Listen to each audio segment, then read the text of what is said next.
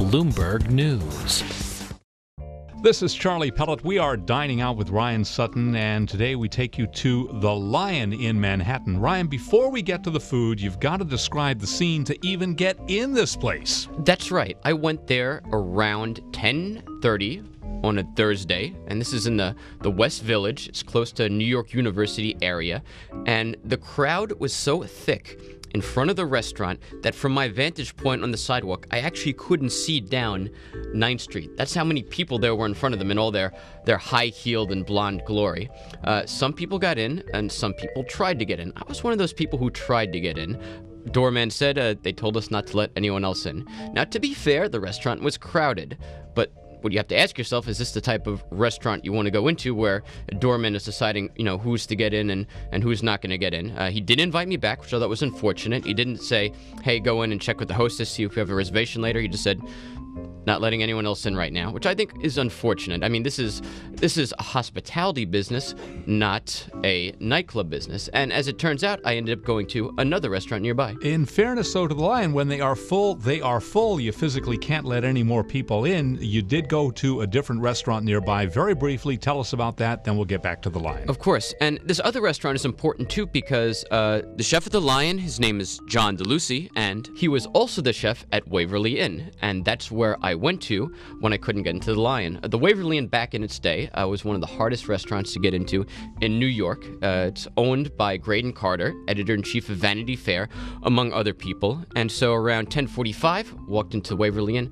had a lovely meal. Nothing to write poetry in the woods about. Wasn't crowded. There's no doorman who was being paid to keep me out.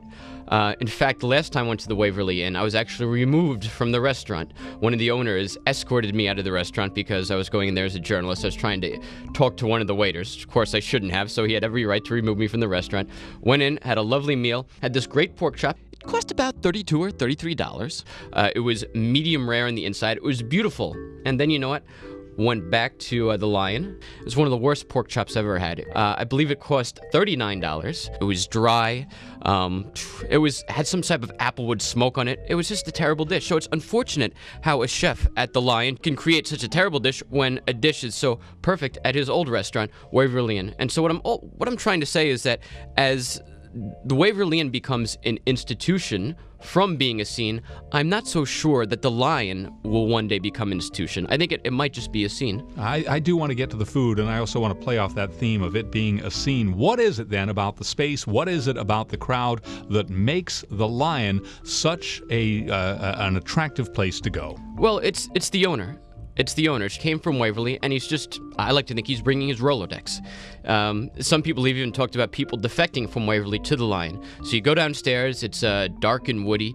The Lion is actually a West Village institution. It was the Village for a while, another restaurant, but back in the 60s and 70s, it was the Lion. It was a place where, Barbra Streisand and Bette Midler would be hosted there. I believe, in fact, it was a gay cabaret. So now you go downstairs, and it's dark and woody. It feels kind of like a really cool dive bar. And then you go into the back room, and you'll see celebrities in either room. I think I might have seen Regis Philbin on one night.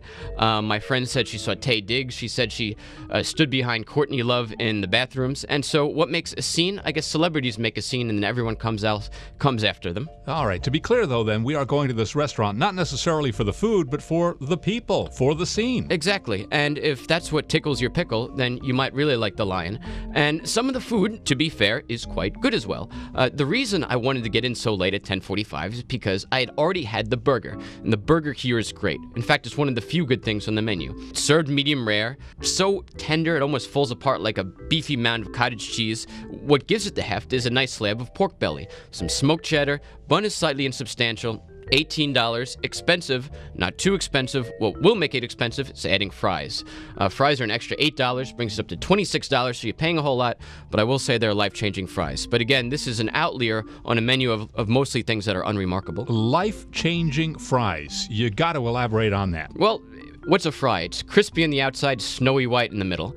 But man, when they do it right, they do it right, and they do it right here. They sprinkle some herbs over it. What is not life-changing is the steak. The steak is a steak for two. It's a Côte de Boeuf. Costs $98. Now, was it served medium rare or was it served medium? Not so sure. It was too dark to tell. And it cost $98. It was a textureless steak. What else is on the menu?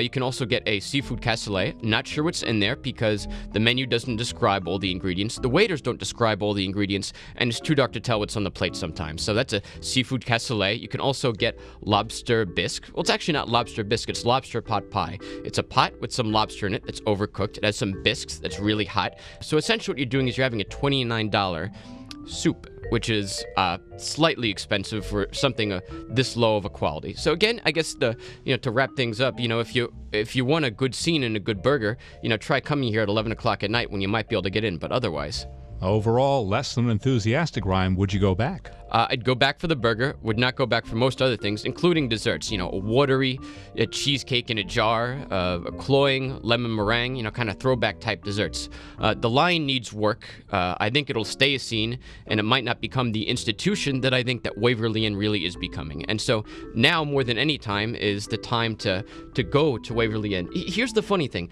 The Lion picks up your phone calls. The Waverly doesn't pick up your phone calls. They say you have to go through a certain office at Vanity Fair to get the reservations there. But here's the thing, even though that Lion will take your reservations, the Waverly Inn feels like the more inclusive venue. And we will leave it there. Dining Out with Ryan Sutton, I'm Charlie Pellett. Hear more Bloomberg News reports on the Bloomberg Terminal at AV Go, on Bloomberg Television, and on Bloomberg Radio. Copyright Bloomberg LP 2010.